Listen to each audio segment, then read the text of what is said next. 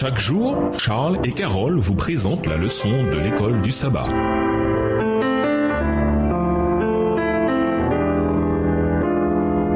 Bienvenue dans votre émission Nouvelle la leçon de jeudi, le mystère de la piété. Dans la Bible, il y a ce verset connu. Si quelqu'un pense connaître quelque chose, il ne connaît pas encore comme il faut connaître. 1 Corinthiens 8, verset 2. Il n'y a aucun sujet que nous connaissons de manière parfaite et complète. On peut toujours en apprendre davantage sur un sujet donné. N'est-ce pas encore plus vrai des réalités éternelles qui concernent la divinité et l'incarnation? Paul fait fréquemment référence à cet abaissement prodigieux consenti par Dieu quand il s'est fait humain. C'est un sujet que même l'éternité ne suffira pas à épuiser. Lisons Romains 8, le verset 3, Hébreux 2, les versets 14 à 18 et Hébreux 4, le verset 15. Qu'est-ce qui caractérisait l'abaissement de Jésus et le fait qu'il ait pris sur lui la nature humaine? Romains 8, verset 3. Car chose impossible à la loi, parce que la chair la rendait sans force, Dieu a condamné le péché dans la chair en envoyant à cause du péché son propre Fils dans une chair semblable à celle du péché. Hébreux 2, les versets 14 à 18. Ainsi donc, puisque les enfants participent au sang et à la chair, il y a également participé lui-même, afin que par la mort, il anéantisse celui qui a la puissance de la mort, c'est-à-dire le diable, et qu'il délivra tous ceux qui, par crainte de la mort, étaient toute leur vie retenus dans la servitude. Car assurément, ce n'est pas à des anges qu'il vient en aide, mais c'est à la postérité d'Abraham. En conséquence, il a dû être rendu semblable en toutes choses à ses frères, afin qu'il fût un souverain sacrificateur miséricordieux et fidèle dans le service de Dieu, pour faire l'expiation des péchés du peuple. Car ayant été tenté lui-même dans ce qu'il a souffert, il peut secourir ceux qui sont tentés. Hébreux 4, verset 15. Car nous n'avons pas un souverain sacrificateur qui ne puisse compatir à nos faiblesses. Au contraire, il a été tenté comme nous en toutes choses, sans commettre de péché. Comment est-il possible que le Fils éternel de Dieu, par l'action du Saint-Esprit, voir Luc 1, le verset 35, soit devenu un être divino-humain dans le ventre de Marie? Cela dépasse l'entendement qu'un être infini et éternel ait pu tout à coup devenir un être humain fini, soumis à la mort. C'est le cœur de ce que Paul appelle le mystère de la piété. 1 Timothée 3, le verset 16.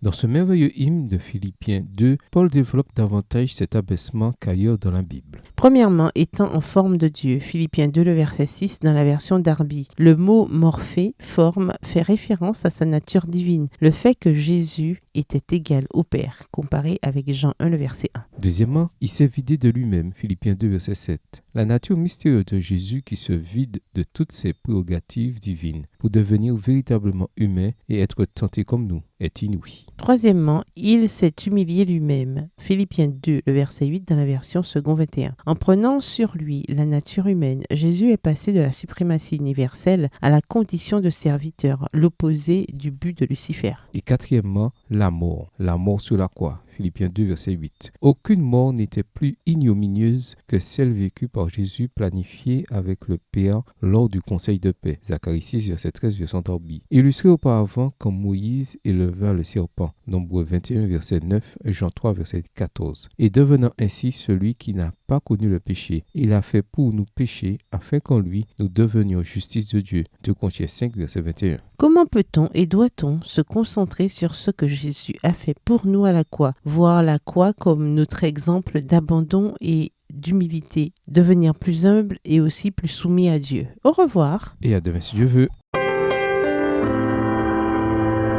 Dieu nous parle. Chaque jour, Charles et Carole vous présentent la leçon de l'école du sabbat.